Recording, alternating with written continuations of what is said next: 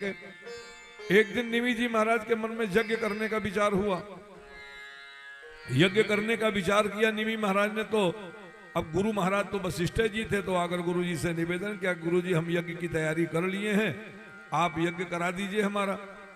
वशिष्ठ जी महाराज ने कहा कि भैया हम यज्ञ कराने के कहाँ पीछे हैं, लेकिन वर्तमान समय में नहीं करा पाएंगे, क्योंकि इस समय का जो समय है वो ब्रह्मा जी के यहाँ एक यज्ञ हो रहा है और उस यज्ञ में आचार्य का दायित्व तो हमें मिला हुआ है।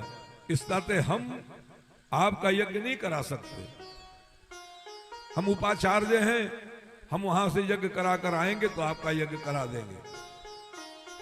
ऐसा कहकर वो चले गए, लेकिन इन्होंने तैयारी कर रखी थी सब, तो इनको लगा कि हमें जल्दी कर लेना चाहिए, ज्यादा प्रतीक्षा नहीं कर पाए। अब चूंकि 9 दिन का यज्ञ वहां भी था और हम बताए आप सभी कि हमारा 360 दिन देवताओं के एक दिन के बराबर होता है, तो फिर 9 वर्ष लग गए। अब वो प्रतीक्षा करते करते उनको लगा कि नहीं हमें किसी आचार्य को पकड़ लेना चाहिए, तो महर्षि गौतम जी को उन्होंने जाकर निवेदन किया। महर्षि गौतम जी उस समय शिव जी के अंश से अवतरित माने जाते थे, उनसे निवेदन किया और यज्ञ के लिए तैयार हो गए। यज्ञ धूमधाम से संपन्न हो रहा था। इतने में यज्ञ पूरा करके और महर्षि वशिष्ठ जी पधारे। उन्होंने शिष्यों से खबर दिलवाया कि हम यज्ञ के लिए तैयार हैं।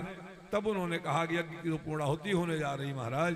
क्रोध में एकदम वशिष्ठ जी हो गए लाल लाल, श्राप दे दिया, हम तुम्हें श्राप देते हैं, तुम्हारा शरीर ही समाप्त हो जाए।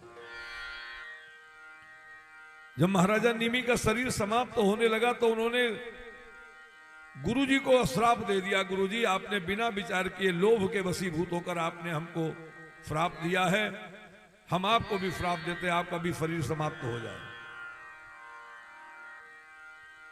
उसी समय महर्षि गौतम को बड़ा क्रोध आया। महर्षि गौतम हाथ में जल लेकर खड़े हो गए कि हम पूरी सृष्टि को समाप्त कर देंगे, मेरे शिष्य को समाप्त किया गया है। ब्रह्मा जी सारे देवताओं के साथ वहां उपस्थित हुए। बड़ी प्रार्थना ब्रह्मा जी ने की कि भैया ऐसा न करिए। तब उन्होंने कहा हमारे शिष्य को संतुष्ट करिए।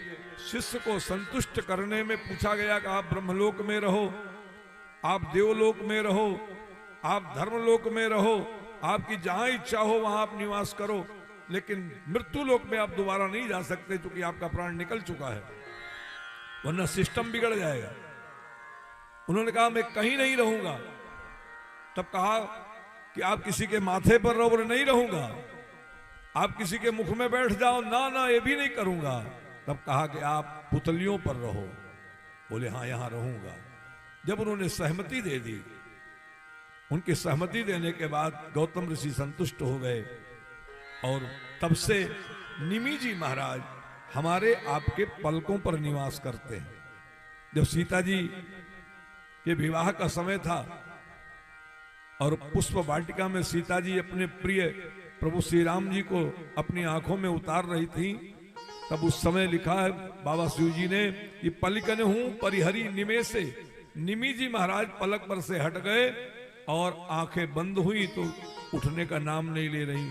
चूंकि घर के बुजुर्ग होने के नाते निमि जी महाराज ने कहा कि जब हमारी बिटिया अपने पति का वर्ण करने में लगी है, ऐसे में बुजुर्ग होने के नाते हमको यहाँ से हट जाना चाहिए। हटे वो तो पलक बंद हो गई। पूज्य गुरुदेव भगवान कहते हैं निमि जी महाराज तो पलक पर रह गए, लेकिन वंश आगे कैसे बढ़ेगा। महर्षि गौतम को लगा जिस वंश की मैंने आचार्य करी उस वंश को ही समाप्त हो गया, तो इस वंश को कैसे हम संभालेंगे, क्या करें हम। तब उन्होंने भुजा का मंथन कराया। भुजा के मंथन कराने से, जैसे कभी कभी जगह में देखे होंगे अग्नि का मंथन होता तो अग्नि प्रकट होती है, ऐसे भुजा का मंथन हुआ तो उसमें से एक बालक जन्मा। उसी को जनक कहा गया। मंथन करने के नाते पैदा हुआ तो उसको मिथिल कहा गया। और मिथिल और जनक ये 2 शब्द उसी समय के आए। मिथिल होने पर जो भी राजा उसके बाद हुए सबको मिथिलेश कहा गया, जनक कहा गया, क्योंकि उसको पुत्र पैदा करने की क्षमता थी, अगली पीढ़ी को बढ़ाने की क्षमता थी, इस नाते उनको जनक नाम से सुशोभित किया गया। पर महाराज वशिष्ठ जी को कौन पैदा करे? तो एक दिन मित्रा वरुण जा रहे थे। मित्रा वरुण का मतलब मित्र माने मेघ, और मित्र माने सूरज, और वरुण माने मेघ, ये दोनों एक साथ जा रहे थे। उसी समय उर्वशी नृत्य कर रही थी।